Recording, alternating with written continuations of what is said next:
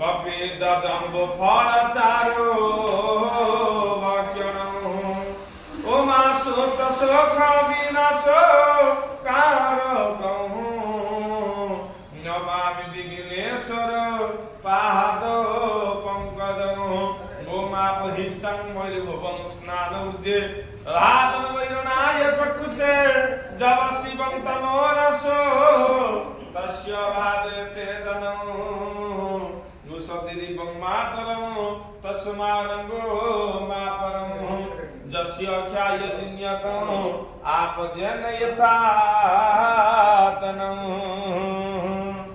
विष्णु सारदं चंद्रकोटि सदृशं शंखमरथंगं गदाः मम्भोजं ददतं सीतापदनिलयाः कान्त्या जगतो